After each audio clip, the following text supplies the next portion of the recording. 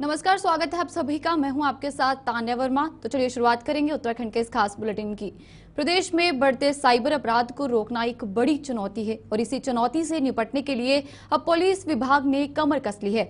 इसको लेकर उत्तराखंड के पुलिस महानिदेशक दीपम सेठ ने कहा कि साइबर क्राइम का एक ऐसा क्राइम है जिसके ग्राफ में बढ़ोतरी हुई है और प्रतिदिन साइबर से जुड़े लगभग 1000 से 1200 शिकायतें प्राप्त होती हैं, जिन पर अभी तक दो साइबर पुलिस स्टेशन, एसटीएफ और राज्य के तमाम जनपदों के थानों में ट्रेंड जो स्टाफ है उनके द्वारा कार्रवाई की गई है और फ्रॉड में हुई धनराशि वापस दिलाने का प्रयास किया गया है।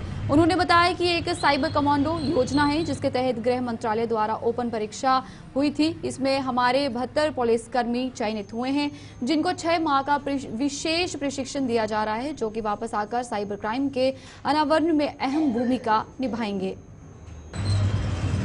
देखिए, साइबर क्राइम एक बॉर्डरलेस क्राइम है जो पिछले कुछ समय में उसमें एक्सपोनेंशियल इंक्रीज हुई।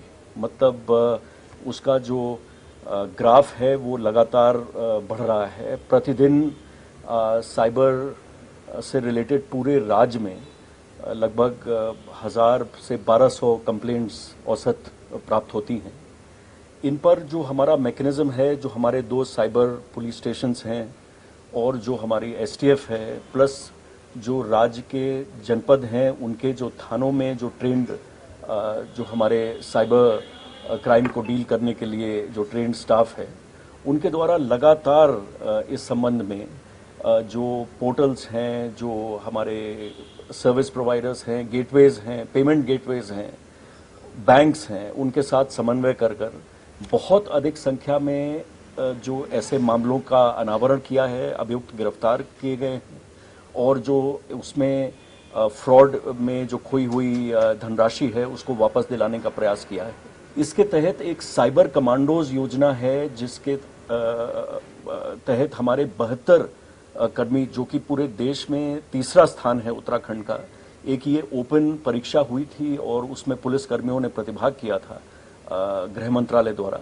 उसमें हमारे 72 पुलिसकर्मी उसमें चयनित हुए हैं जिनको 6 माह का विशेष प्रशिक्षण दिया जा रहा है, जो कि वापस फिर आकर इन साइबर थानों की जनशक्ति को और बढ़ाएंगे और साइबर क्राइम्स के अनावरण में अपना योगदान देंगे। 30 अप्रैल से शुरू हो रही चारधाम यात्रा को लेकर लोक निर्माण विभाग युद्ध स्तर पर सड़कों को दुरुस्त करने में लगा हुआ है।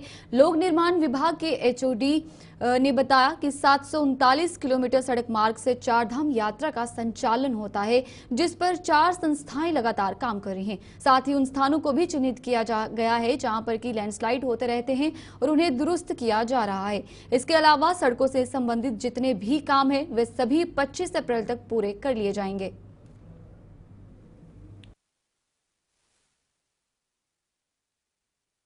जैसा आप विदित है कि 30 अप्रैल को हमारे यमुनोत्री गंगोत्री के धाम के कपाट खुल रहे हैं। 2 मई को बाबा केदारनाथ के कपाट खुलेंगे और 4 तारीख को बद्री विशाल के। तो अभी हमारी जो तैयारियां हैं, खासकर ये बताना चाहूंगा कि हमारे जो नेशनल हाईवेज हैं इन्हीं से हमारी यात्राएं चलती हैं। तो हमारी 739 किलोमीटर लेंथ है जो हमारी जिसमें हमारी यात्रा चलती है। इसमें NHIDCL, बोर्ड का एक PIU, BRO और NHPWD ये इसको देखते हैं। तो तैयारियां पूरी हैं। अभी जहां पर NHIDCL के पास में जो 4-5 बॉटलनेक्स थे, डिस्ट्रिक्ट चमोली में नागल नाला है, नंदप्रयाग है, कमेड़ा है, तो वहां पर भी उन्होंने अपना कोई परमानेंट तो सॉल्यूशन अभी हो नहीं पाया है, वो काम भी पूरा हो जाएगा। इसके अलावा BRO का जो पोर्शन है, अगर हम गंगोत्री धाम की बात करें तो वो सिंगल लेन रोड है हमारी।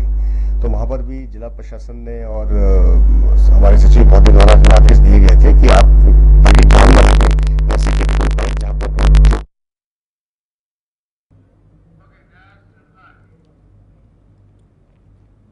डेंगू एवं अन्य जल जनित बीमारियों की रोकथाम को लेकर जिलाधिकारी सविन बंसल ने ऋषिपर्णा सभागार में स्वास्थ्य और संबंधित विभागीय अधिकारियों की बैठक ली। जिलाधिकारी ने कहा कि इस वर्ष डेंगू और मलेरिया का संक्रमण चरम पर हो सकता है। इसे खराब साल मानते हुए सभी विभाग सतर्कता के साथ तैयारियां करें। चिकित्सक, नगर निगम, आशा वर्कर्स और प्रशासन को समन्वय के साथ काम करना होगा। साथ ही उन्होंने कहा कि डेंगू नियंत्रण के लिए लार्वा सोर्स रिडक्शन, सर्विलांस और प्रत्येक घर की जांच सुनिश्चित की जाए। प्रत्येक वार्ड में जागरूकता अभियान और डोर टू डोर सर्वे किया जाए। आशाओं को प्रत्येक वार्ड में तैनात कर उन्हें राइफल क्लब से 1500 रुपए की अतिरिक्त धनराशि दी जाएगी, जो सर्विलांस कार्य हेतु प्रोत्साहन राशि के रूप में होगी। देखिए, ये हमारा बहुत ही क्रूशियल समय है और ऑनरेबल सीएम के स्ट्रिक्ट डायरेक्शंस हैं कि हमको प्रिवेंटिव सर्वेलेंस और जो हमारी प्रिवेंटिव एक्टिविटीज़ हैं, चाहे वो सोर्स रिडक्शन हो, लार्विसाइडल स्प्रेज हो या फिर हमारे फॉगिंग हो, डोर टू डोर जाके लोगों को समझाना हो हमारी जॉइंट टीम्स द्वारा, जिसमें अर्बन आशाज, हमारे नगर निगम के ग्राउंड कर्मचारी और हमारे अर्बन एरिया के अमीन, पटवारी, ये सब लोगों का दायित्व है, इंक्लूडिंग हमारे सम्मानित वार्ड मेंबर्स का, कि प्रथमतः तो लोगों में जानकारी का अभाव नहीं होना चाहिए कि उनको किस तरह से खुद को और अपने बच्चों को प्रोटेक्ट करना है। और सेकंड पहलू आता है कि हमें सोर्स रिडक्शन के ऊपर किस तरह से प्रहार करना है। तो सोर्स रिडक्शन के लिए चाहे वो मैन मटेरियल मशीनरी है, उसके लिए निगम और हमारे चिकित्सा विभाग को एडिक्वेटली डायरेक्ट कर दिया गया है कि संसाधनों के अभाव में उन पे कोई भी कमी नहीं आनी चाहिए। In case of any fund deficit वो डिस्ट्रिक्ट एडमिनिस्ट्रेशन कहीं से भी सोर्स करके उनको प्रोवाइड करेगा। ऑलरेडी उनको हमने आज एडवांस भी जारी कर दिया है। और हमारा जो थर्ड महत्वपूर्ण पहलू वो ये है कि जो हमारी हॉस्पिटल मैनेजमेंट है, प्रथमतः तो हमारे गवर्नमेंट हॉस्पिटल्स, उनके पास पूरी तैयारी होनी चाहिए, सर्च प्लान होना चाहिए कि इनकेस इन्फ्लक्स बढ़ने लगे तो उनमें एग्जाइटी नहीं होनी चाहिए, वो प्रिपेयर्ड होने चाहिए। तो सर्च प्लान उनका तैयार हो कि इनकेस उनको पैरामेडिक्स और डॉक्टर्स अपनी पेरिफेरी से हमारे डिस्ट्रिक्ट हॉस्पिटल डून में सोर्स करने पड़े तो वो एक दिन के नोटिस में कर सकें। और जो उनकी अर्बन आशाज जो हमारी करीब 550 हैं और ऋषिकेश में 60 हैं, अर्बन आशाज का वार्ड वाइज प्लान कि उन्होंने कितने घर कवर किए, कितने स्थानों पे उन्होंने लार्वा को डिस्ट्रॉय करवाया, खड़े पानी को डिस्ट्रॉय करवाया, तो उसका भी हम गूगल स्प्रेडशीट के द्वारा मॉनिटर करेंगे। इसी तरह से हमारे जितने भी शहर में नाले हैं, ड्रेन्स हैं, वो हमने 15 मई तक डेडलाइन दी है कि वो सब फर्स्ट राउंड में उनकी सफाई हो जानी चाहिए और कहीं पे भी पानी खड़ा मिलना नहीं चाहिए। और जितने हमारे लार्विसाइडल स्प्रे के टैंक्स थे वो अभी तक निगम के पास 5 थे, तो हमने मंडे से ही वो 4 टाइम्स इंक्रीज करने के लिए कहा है। और इट गोज विदाउट सेइंग कि अगर कोई फंड शॉर्टेज होगा तो एडमिनिस्ट्रेशन विल बियर इट। इसी तरह से प्रत्येक वार्ड में एक गोष्ठी करना भी बहुत आवश्यक है, क्योंकि हमारी जो डेंसिटी है और जो प्रेवलेंस है डेंगू, मलेरिया, चिकनगुनिया का, वो हमारे अर्बन एरियाज में ज़्यादा आता है। तो प्रत्येक वार्ड में जो फैमिलीज़ हैं, हाउस होल्ड्स हैं, जब उनको उनके सम्मानित वार्ड मेंबर्स, हमारी अर्बन आशास, एएनएम्स और निगम कर्मचारी मिल के समझाएंगे तो उससे ज़रूर मैं समझता हूँ कि जो हमारा प्रिवेंशन 30 अप्रैल से चारधाम यात्रा शुरू हो रही है, जबकि 2 मई को बाबा केदार में कपाट खुलेंगे। उससे पहले वीकेटीसी के सीईओ विजय प्रसाद थपलियाल ने केदारनाथ धाम क्षेत्र का स्थलीय निरीक्षण किया है। उन्होंने बताया कि इस दौरान ओंकारेश्वर मंदिर में मदमहेश्वर और तुंगनाथ के कपाट खोलने की तिथि तय की गई। 21 मई को मदमहेश्वर धाम के कपाट खुलेंगे, जबकि 2 मई को तुंगनाथ धाम के कपाट खोलने की तिथि निश्चित हुई है। चारधाम यात्रा की शुरुआत से पहले ही बद्री केदार मंदिर समिति ने पूरी तैयारी कर ली है। घाटी में पूरा भ्रमण किया गया और अभी हाल ही में हमने जो केदारनाथ के मुख्य मठ ओंकारेश्वर में जो कपाट खुलने की तिथि होती है मधमेश्वर और तुंगनाथ की, तो 21 मई को मधमेश्वर बाबा की और 2 मई को तुंगनाथ की जो कपाट है खुलने का निर्णय लिया गया है पंच पुरोहित और तीर्थ पुरोहित और वीकेटीसी द्वारा। इसी के परिप्रेक्ष्य में मैंने देखा पूरे रास्ते बिल्कुल चाक चौबंद हैं, बढ़िया हैं, रास्ते में कोई ऐसी दिक्कत नहीं, लाइट बिजली पानी की व्यवस्थाएं बिल्कुल शासन और प्रशासन मुस्तैद हैं और मुझे लगता नहीं कि किसी को दिक्कत आएगी और अच्छे से श्रद्धालुओं को बहुत भव्य और दिव्य दर्शन होंगे और रास्ते बहुत अच्छे हैं। चारधाम यात्रा को अब महज 10 दिनों का समय शेष रह गया है। ऐसे में कांग्रेस ने सरकार की चारधाम की तैयारियों को लेकर कुछ प्रश्न खड़े किए हैं। कांग्रेस के वरिष्ठ उपाध्यक्ष सूर्यकांत धस्माना ने प्रेस वार्ता के माध्यम से सरकार से पूछा है कि एक ओर सरकार के पास प्रत्येक धाम की यात्री क्षमता की रिपोर्ट है, वहीं दूसरी ओर वे असीमित संख्या में श्रद्धालुओं को बुलाना चाहती है। ऐसे में क्या श्रद्धालुओं के रहने ठहरने परिवहन और धामों में सुलभ दर्शन की व्यवस्था सरकार ने पूरी की है? इसके साथ ही उन्होंने भाजपा सरकार के 8 सवालों के दौरान हुई यात्रा पर भी सवाल खड़े किए। है भारतीय जनता पार्टी की सरकारों का वो बहुत अच्छा नहीं है। पूरे प्रदेश के अंदर तैयारियां लचर हैं, रोजाना रोड एक्सीडेंट्स हो रहे हैं। सरकार स्वयं अभी ये निश्चित नहीं है कि वो पंजीकरण से भेजेगी, ऑफलाइन ऑनलाइन पंजीकरण के अलावा वो कह रहे हैं असीमित यात्री, जितने मर्जी यात्री आएंगे हम किसी को रोकेंगे नहीं। जब आप यात्रियों को रोकेंगे नहीं, इस तरह से अगर आप आमंत्रण दे रहे हैं तो असंख्य लोग अगर आ गए तो लोड बेयरिंग कैपेसिटी हर शहर की है और उसकी बाकायदा सरकार के पास रिपोर्ट है। रोहतक IIM ने उसके ऊपर रिसर्च किया है और सरकार को रिपोर्ट दी है। चीफ सेक्रेटरी जो पिछली थी उन्होंने बाकायदा इसकी रिव्यू बैठक करी है और रिव्यू बैठक में कितना लोड एक शहर ले सकता है वो सरकार को मालूम है। उसके बाद भी अगर आप कहेंगे कि असंख्य लोग आएंगे हम रोक नहीं पाएंगे, तो मैं समझता हूं सरकार खुद भ्रम में है। सरकार की तैयारियां पूरी नहीं है। पूरी जिम्मेदारी सुरक्षा की, यात्रियों के ठहरने की, यात्रियों के भोजन की, यात्रियों के दर्शन की, वो राज्य की सरकार की है। राज्य की सरकार को उसको करना चाहिए और ये पारदर्शिता से होना चाहिए। पिछले साल ऑनलाइन ऑफलाइन फर्जी रजिस्ट्रेशनों से लोग यात्रा में पहुंचे। अगर कोई दुर्घटना हो जाती है, पिछली बार 30 जुलाई 2024 को जो वॉश आउट हुआ था केदारनाथ में, वो सबको याद है। सरकार आज तक नहीं बता पाई कितना नुकसान हुआ उसमें। तो ऐसी स्थिति पैदा ना हो, इसलिए यात्रा की तैयारी सरकार को पुख्ता करनी चाहिए। हम अलर्ट कर रहे हैं क्योंकि अभी 10 दिन यात्रा में है और यात्रा जब शुरू हो जाएगी उसके बाद स्थितियां नियंत्रण से बाहर हो जाती है, फिर सरकार के नियंत्रण में आती है। चारधाम यात्रा शुरू होने में चंद दिन ही शेष बचे हैं, जिसको लेकर चारधाम यात्रा पर जाने वाले श्रद्धालुओं के वाहनों के लिए ग्रीन कार्ड बनाने की प्रक्रिया शुरू हो गई है। वहीं देहरादून RTO प्रवर्तन डॉक्टर अनीता चमोला ने अधिक जानकारी देते हुए बताया कि हमारे सभी कार्यालयों में ग्रीन कार्ड जारी किए जाते हैं। ग्रीन कार्ड से संबंधित यात्रियों को जो भी सुविधा देनी होती है वह सब कार्यों में शुरू कर दी गई है। वहीं उन्होंने कहा कि आगामी सप्ताह में जितने भी चेक पोस्ट हैं यात्रा के दौरान वह सब संचालित हो जाएंगे। उन्होंने कहा कि अगर किसी रूट पर प्रवर्तन दल की भी जरूरत पड़ेगी तो उनकी भी तैनाती कर दी जाएगी। उसके लिए एक योजना बनाई जा रही है कि चारधाम यात्रा की दृष्टिगत कहां-कहां पर किन-किन मार्गों पर विशेष ध्यान देने की जरूरत है। इसकी हमारी ओर से तैयारी की जा रही है, जिसको आगामी सप्ताह तक यात्रा से पहले धरातल पर शुरू कर दिया जाएगा। देखिए, कार्यालयों में हमारे सभी कार्यालयों में ग्रीन कार्ड जारी किए जाते हैं। तो ग्रीन कार्ड से रिलेटेड जो फैसिलिटीज़ और जो सुविधाएं हमें देनी है वाहन स्वामियों के लिए, वो हम अपने स्तर से सभी कार्यालयों में शुरू कर चुके हैं। 11 तारीख से तो सभी कार्यालयों में ग्रीन कार्ड बनना शुरू भी हो गया है। इसके बाद आगामी सप्ताह में हमारे जितने भी चेक पोस्ट हैं यात्रा प्रारंभ होने से वो भी संचालित हो जाएंगे। साथ ही जिन रूट्स पर हमें स्पेशली अगर प्रवर्तन दल लगाने हैं तो प्रवर्तन दलों की भी तैनाती कर दी जाएगी। उसके लिए एक योजना बनाई जा रही है कि कहां-कहां पर हमें किन मार्गों पर हमें विशेषकर ध्यान देने की जरूरत है चारधाम यात्रा के दृष्टिगत। तो ये हम अपनी तैयारी कर रहे हैं और जिसको कि आगामी सप्ताह के अंतर्गत यात्रा शुरू होने से वो आप लोग देखेंगे। उत्तराखंड नदी किनारे की अवैध मलिन बस्तियां इन दिनों भाजपा और कांग्रेस के मुख्य चुनावी किरदार नजर आ रहे हैं।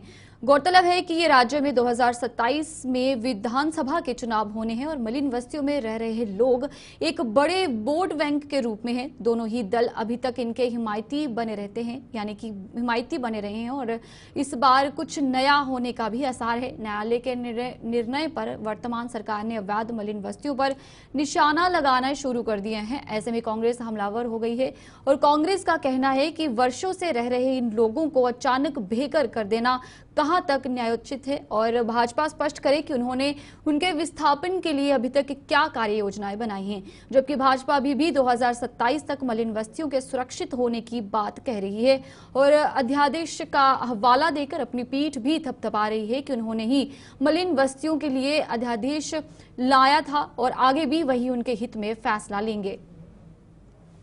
देखिए, हमारी ही सरकार ने उन बस्तियों के बारे में सोचते हुए 2027 तक उसको बढ़ाने का और उनको रहने का प्रावधान लागू किया। हमारी सरकार निरंतर इस तरीके का कार्य करती चली आ रही है और एनजीटी के आदेश के अनुसार ही जो कार्य हो रहा है और हरीश रावत जी अपने कार्यकाल के दौरान उन मलिन बस्तियों के बारे में अगर कुछ सोचे होते तो आज उनको इस तरीके से सुर्खियों में रहने का अवसर नहीं मिला होता और इस तरीके की बात का बतंगड़ बनाने का कार्य नहीं किया होता। जो भी कार्य हो रहा है एनजीटी के आदेश से हो रहा है, उसके बावजूद हमारी सरकार ने प्रावधान लाया है कि 2027 तक इन बस्तियों को बिल्कुल भी हाथ नहीं लगाया जाएगा और आने वाले समय में उसके लिए निश्चित तौर पे हित वाला कार्य हमारी सरकार करेगी। विकासनगर में 533 करोड़ रुपए की लागत से सीवरेज लाइन बिछाने का कार्य चल रहा है। वहीं कार्यदायी संस्था के द्वारा सड़कों पर जगह जगह खुदाई करके लाइन बिछाई जा रही है। इसकी जांच करने कांग्रेस के पूर्व जिला अध्यक्ष संजय किशोर पहुंचे और उन्होंने कार्य कर रही कंपनी अधिकारी से वार्तालाप की। उन्होंने कंपनी के अधिकारी को कहा कि जो लाइन सड़क को खोदकर बिछाई जा रही है, इससे आम जनमानस को परेशानी ना हो और गर्मी का मौसम चल रहा है जिससे धूल उड़ती है। उसके लिए उन्होंने वहां पर टैंकर खड़े करने की बात भी कंपनी के अधिकारी से की और जो लाइन को खोदकर वैसे ही छोड़ देते हैं उसे तुरंत बंद कर उसे समतलीकरण करने की भी बात कंपनी के अधिकारी से की। नगर का काम कर रही है, सिविल प्लान का काम कर रही है। जो बहुप्रतीक्षित योजना थी वो आज लागू हो गई है, उस पर काम चल रहा है। तो शहर के सभी प्रतिनिधि आज वार्ता करने आए। जो छोटी छोटी खामियां थी जो दिख रही थी उनसे अवगत कराने आए। तो असिस्टेंट प्रोजेक्ट मैनेजर यहाँ पर मिले, उन्हें सारी बात बताई कि भाई जहाँ पर बरसात में जो गलियाँ बन गई हैं उन पर मट्टी ना हो, उन्हें फिनिश कर दिया जाए ताकि गारा ना हो, असुविधा ना हो और जो भी काम पूरा हो जाए उसको तुरंत फिनिश कर दिया जाए ताकि लोग सुविधा से हो और आपका काम भी चलता रहे। पुराने पाइपों में पाइप ना लगाए जाएँ, उन पाइपों को प्रॉपर करके जोड़ा जाए, छोटी छोटी गलियों को भी बेहतर तरीके से करा जाए। तो उन्होंने कहा है कि भाई हम उस तरीके से देखेंगे और मैं तो आह्वान करना चाहता हूँ शहर के हर व्यक्ति को कि जो भी काम हो रहा है उसे देखे, उसको करे और उस पर नज़र बना के रखे, क्योंकि ये शहर की लंबे समय तक लगने वाली प्रणाली है जिसकी सुविधा हम सबको हमें ही मिलेगी और उसे हमें प्रॉपर कराना है। ये टेंडर कितने करोड़ का है? ये 533 करोड़ के लगभग ये टेंडर है और काम सही ढंग से हो जाए। हमने कहा दिनकर विहार में जहाँ सड़कें बन गई है उसको पूरा किया जाए, केसर बाग में जहाँ पर खुदा हुआ है उसको फिनिश किया जाए। तो उस संबंध में और जहाँ पर धूल उड़ रही है, जहाँ पर वहाँ पानी के टैंकर खड़े करे जाए ताकि असुविधा ना हो। उत्तराखंड को देवभूमि इसलिए कहा जाता है क्योंकि यहाँ पर देवी देवताओं का वास है। देवभूमि की संस्कृति से रूबरू करने के लिए फिल्म निर्माता लगातार प्रयास कर रहे हैं। इसी कड़ी में जौनसार बाबर देश विदेश में अपनी लोक संस्कृति को लेकर विश्व विख्यात है। आपको बता दें कि इंटरनेशनल लेवल पर रिलीज होने वाली डॉक्यूमेंट्री जो कि जौनसार बाबर की संस्कृति पर बनाई जा रही है, वही मुंबई से आए जयप्रकाश के द्वारा इस डॉक्यूमेंट्री की शूटिंग जौनसार बाबर के मंदिरों और संस्कृति पर शूट की जा रही है, यानी कि शूट की जा रही है। आपको बता दें कि शूटिंग की टीम ने पर्यटन मंत्री सतपाल महाराज से भी एक दिन पूर्व इंटरव्यू किया था। वहीं शूटिंग की टीम जयप्रकाश के नेतृत्व में शिव नगरी लाखामंडल पहुंची और पांडवकालीन गुफा और पांडवों के द्वारा बनाया गया भगवान शिव के मंदिर की शूटिंग की। इस दौरान मंदिर के पुजारी का भी इंटरव्यू किया गया। इस अवसर पर भाजपा क्वासी मंडल उपाध्यक्ष बचना शर्मा और भाजपा मीडिया प्रभारी क्वासी मंडल ओम प्रकाश काला का भी इंटरव्यू किया गया। मैं थोड़ा सा और बताना चाहूँगा कि जब अभी हम लोग कल सतपाल महाराज जी के पास गए, टूरिज्म मंत्री थे, तो उन्होंने लाखा मंडल का भी विस्तार किया, हनुमान के भी बारे में बताया और बहुत सारे लोग मिले। कमाल की बात तो ये है कि जब हम लोकेशन देखने आए थे तो सब जगह की लोकेशन देखने के बाद लाखा मंडल आए लास्ट दिन, और आज हमारा शूटिंग का अंतिम दिन है और भी लास्ट दिन है। हमको बहुत अच्छा लगा और बहुत लोगों ने हेल्प की है। आपने ये स्थानीय ग्रामीण हैं लोग, यहाँ पे बचना शर्मा जी हैं और ओम प्रकाश जी हैं, आप तो दुर्गा जी ही हैं, तो इन्होंने इतना सहयोग किया है। हमारे जो सिक्योरिटी पोलिटिशियन हैं मजीठिया जी हैं और अनिल दुबे जी हैं और बहुत सारे लोग हैं जो हमारे साथ में, इन्होंने बहुत साथ दिया है। और ये डॉक्यूमेंट्री मुझे अब विश्वास हो रहा है, जैसे आप लोगों ने भी बोला, पंडित जी ने भी बोला है कि आपकी फिल्म बहुत अच्छी जाएगी। नो डाउट सबका आशीर्वाद है, देवी स्थान का आशीर्वाद मिला है। और इस वादियों में जितने पत्थर तो नहीं बोलेंगे, जितने कर्ण हैं, देव हैं, जितने हैं, अगर कुछ भूल चूक हुई हो तो हमारी पूरी टीम। जयप्रकाश जी, आपने पहले भी एक मूवी बनाई है गंगापुत्र, और काफ़ी लंबे समय से आप मुंबई में फिल्मों से जुड़े हुए हैं, यहाँ तक कि अमिताभ बच्चन जी के भी करीबी आप माने जाते हैं। आपके जहन में उत्तराखंड की, विशेषकर जौनसर बाबर की डॉक्यूमेंट्री बनाने का जहन में ख्याल कहाँ से है? मैं एक जो प्रयाग से बिलोंग करता था और मेरे यहाँ कुंभ मेले बहुत हुआ करते थे, तो हमने कुंभ मेले के ऊपर 10 साल से एक फिल्म बनाई थी जिसका नाम गंगापुत्र था। तो 10 साल बनाते गए, 10 साल बहुत होता है, और लेकिन अब जुनून था बनाएंगे, अच्छा बनाएंगे, और बनाते ही उसका रिजल्ट इतना अच्छा आया।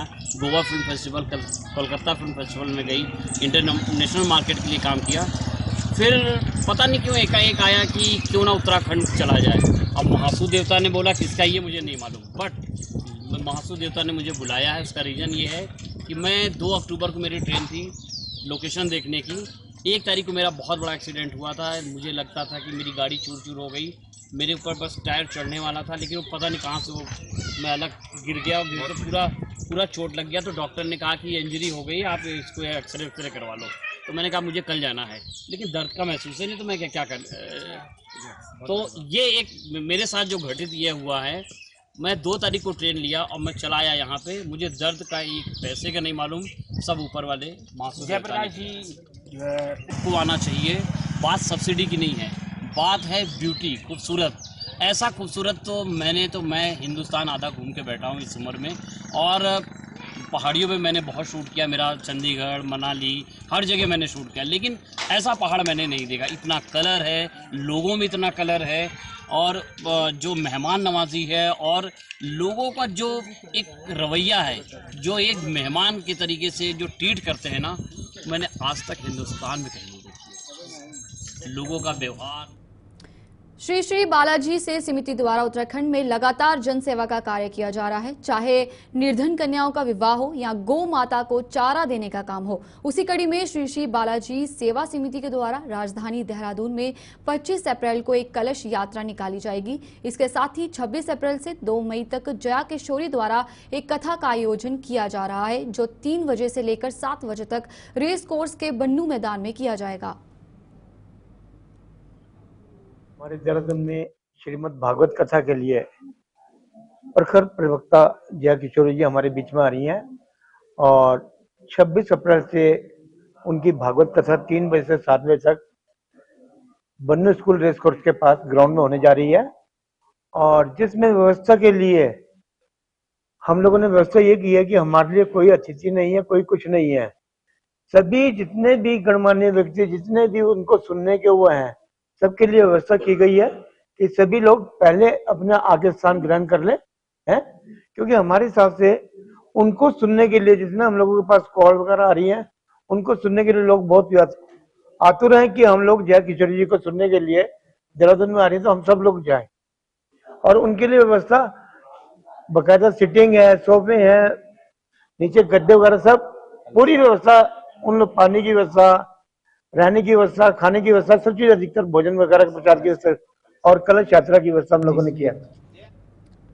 थाना नरेंद्रनगर क्षेत्र में नरेंद्रनगर रानी पोखरी मोटर मार्ग पर एक स्कूटी नियंत्रित होकर 60 मीटर गहरी खाई में दुर्घटनाग्रस्त हो गई, जिसमें स्कूटी चालक महिला की मौके पर ही मौत हो गई। हादसे में स्कूटी सवार एक अन्य महिला सहित 2 बच्चे गंभीर रूप से घायल हो गए, जिन्हें उपचार के लिए जॉली ग्रांट अस्पताल में भर्ती किया गया।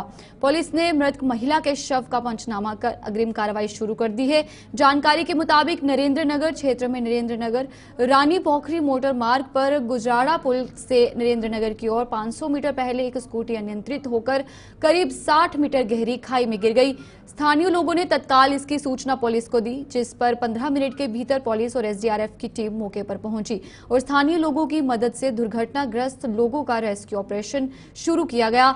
दुर्घटना में गंभीर रूप से घायल स्कूटी चालक 28 वर्षीय अंजू पत्नी सलवेर निवासी पावली घनसाली टिहरी गढ़वाल को उपचार के लिए एम्बुलेंस के माध्यम से राजकीय उपजिला चिकित्सालय नरेंद्र नगर भेजा गया, जहां चिकित्सकों ने उसे मृत घोषित कर दिया। जानकारी के अनुसार सभी लोग स्कूटी से घनसाली से देहरादून की ओर जा रहे थे। चलिए, उत्तराखंड के इस खास बुलेटिन में फिलहाल इतना ही। मुझे दीजिए इजाजत। नमस्कार।